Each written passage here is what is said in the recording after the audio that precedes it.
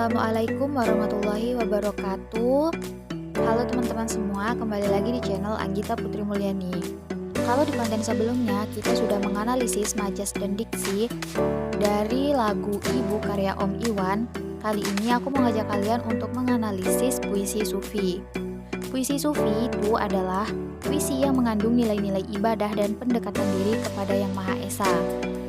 Puisi sufi ini identik dengan agama Islam karena puisi-puisi ini ditulis oleh para ulama yang dahulunya adalah seorang penyair. Bisa juga puisi ini ditulis oleh seorang cendekia susastra yang sedang mendalami ilmu agama.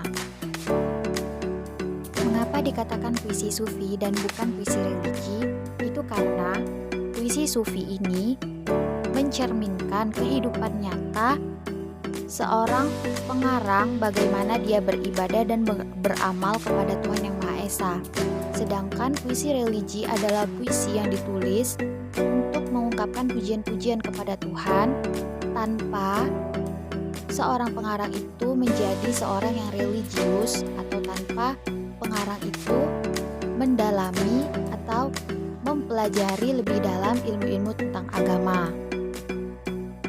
Jadi, di kesempatan ini juga aku bakal menganalisis gaya bahasa, diksi, dan amanat dari puisi sufi karya Jalaluddin dengan judul Memahami Makna. Berikut bunyi puisinya. Seperti bentuk dalam sebuah cermin, kuikuti wajah itu. Tuhan menampakkan dan menyembunyikan sifat-sifatnya.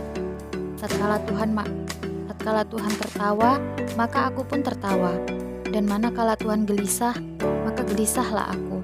Maka katakan tentang dirimu ya Tuhan, agar segala makna terpahami.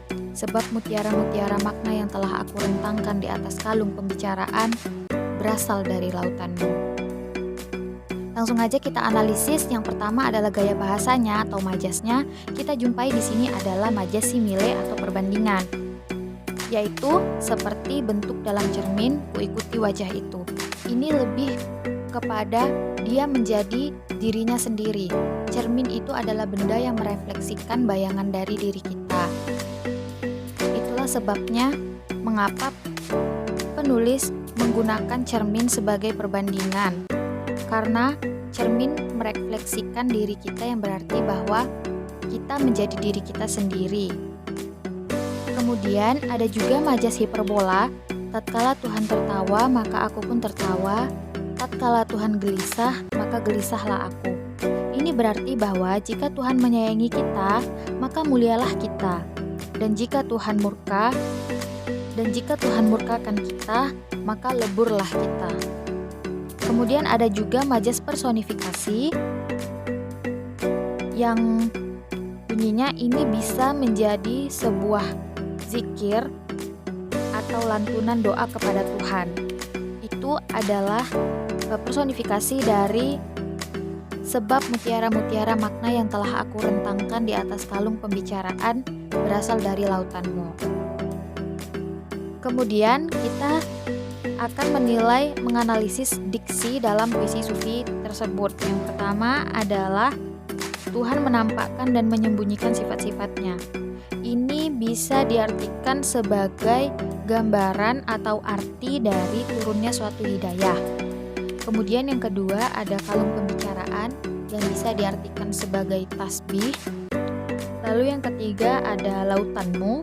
Di sini bisa berarti adalah lantunan zikir dan pujian-pujian kepada Allah. Lalu kita nilai juga amanatnya. Amanat dari puisi karya Jalaluddin Rumi ini adalah puisi ini mengingatkan kita untuk selalu mawas diri dan tetap menjaga ibadah kepada Tuhan. Puisi ini juga menceritakan kekhawatiran seseorang atas dirinya.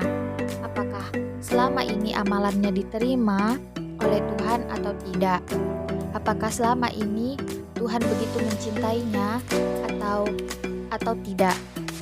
Dan puisi ini juga menggambarkan tentang rasa takut seorang hamba atau umat kepada Tuhannya. Nah, itu tadi konten kita mengenai menganalisis puisi sufi. Semoga bermanfaat dan sampai jumpa di konten selanjutnya. Assalamualaikum warahmatullahi wabarakatuh.